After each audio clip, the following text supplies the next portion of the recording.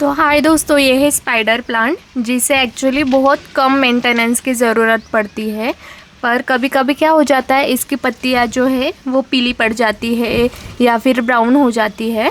तो ये देख सकते हैं आप इस तरह से। एक्चुअली मैंने एक ही स्पाइडर प्लांट लगाया था, पर उसके अभी 3 हो गए हैं और उसी के साथ उसको नए शूट्स मतलब नए प्लांट्स भी आए हैं।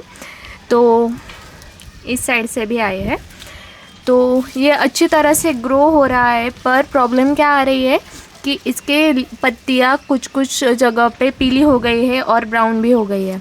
तो ऐसे वक्त में क्या करें? तो इसके बहुत सारे रीज़न्स है। पहली चीज़, इसको खाद की ज़रूरत है। आप इसे गोबर का खाद तो सबसे बेस्ट है। उसमें सब जो न्यूट्रिशनल पोर्शन रहता है वो सब रहता है। तो उसकी वजह से आपको गोबर खाद डालनी मतलब सबसे बेस्ट रहेगी।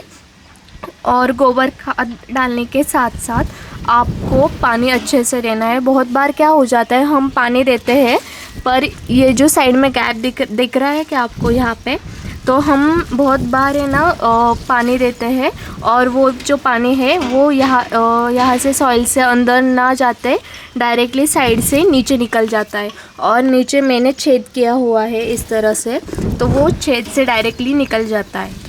तो बहुत बार उसी रीज़न के कारण आपकी पत्तियाँ जो है पीली पड़ जाती है, क्योंकि प्लांट्स के रूट को अच्छी तरह से पानी नहीं मिल पाता है। बहुत लोगों की शिकायत रहती है कि वो अच्छे से टाइम टू टाइम सभी तरह के खाद प्लांट को देते हैं, फिर भी उनका प्लांट जो है मर जाता है, सूख जाता है। तो उसका सबसे मेन रीज़न यही है, जब मतलब बहुत दिन हो जाते हैं तो वो सॉइल क्या होती है, पैक हो जाती है पूरी तरह से।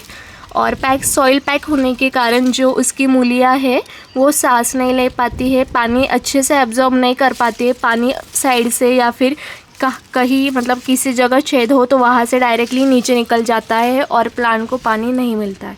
तो ऐसे वक्त पे क्या करना है, आपको सीधा एक नली लेनी है या फिर प्लांट को ही नल के नीचे रखना है। तो मैं इसको पानी दे रही हूँ बहुत अच्छे से, जब तक पूरा ना भीग जाए हो।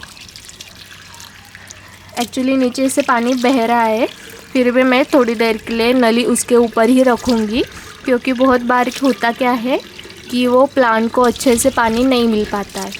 तो इस तरह से मैंने पानी दे दिया है और ये जो साइड की पीली पत्तियाँ हैं वो अब मैं निकाल लूँगी।